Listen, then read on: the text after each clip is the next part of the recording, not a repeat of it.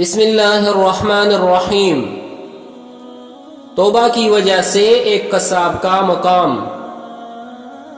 امام ابو بکر بن عبداللہ کہتے ہیں کہ ایک قصاب نے ایک باندی سے معاشقہ کیا۔ وہ ایک بار اپنے آقا کے گھر والوں کے کام سے کہیں جا رہی تھی کہ اس نے اس کا پیچھا کیا اور اس کو پھسلانے کی کوشش کی، مگر اس باندی نے کہا کہ مجھ سے کوئی برا کام نہ کرو، تم مجھ سے جتنی محبت کرتے ہو میں تم سے اس سے زیادہ محبت کرتی ہوں، مگر مجھے اللہ کا خوف ہے، لہٰذا میں کوئی برا کام نہیں کروں گا۔ قصاب نے کہا کہ اگر تو اللہ سے ڈرتی ہے تو میں کیوں اللہ سے نہ ڈروں، لہٰذا میں توبہ کرتا ہوں۔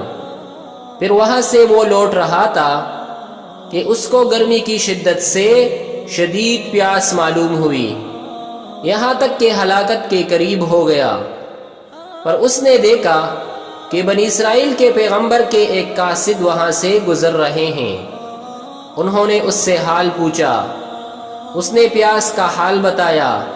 انہوں نے کہا کہ چلو ہم اللہ سے دعا کرتے ہیں کہ اللہ ہمیں ایک بادل کا ٹھنڈا سایہ عطا کر دے۔ اس قصاب نے کہا کہ میرا کوئی ایسا عمل نہیں کہ میری دعا قبول ہو، آپ ہی دعا کیجئے۔ اس قاصد نے کہا کہ اچھا میں دعا کرتا ہوں اور تم آمین کہو۔ چنانچہ انہوں نے دعا کی اور اس نے آمین کہی، اور اللہ نے دعا قبول کر کے ان کو ایک بادل کا سایہ عطا کر دیا، یہاں تک کہ وہ دونوں اس سائے میں چل کر اپنے گھر کے قریب پہنچے۔ اور جب وہ قصاب اپنے گھر کی جانب چلنے لگا تو وہ سایہ اسی کے ساتھ ہو گیا۔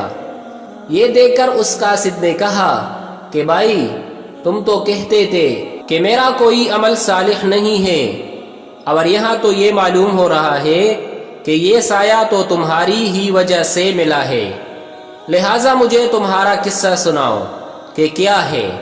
تب اس نے اپنی توبہ کا قصہ سنایا تو اس قاصد نے کہا کہ جو توبہ کرتا ہے وہ اللہ کے نزدیک ایسے مقام پر پہنچ جاتا ہے جہاں کوئی دوسرا نہیں پہنچتا۔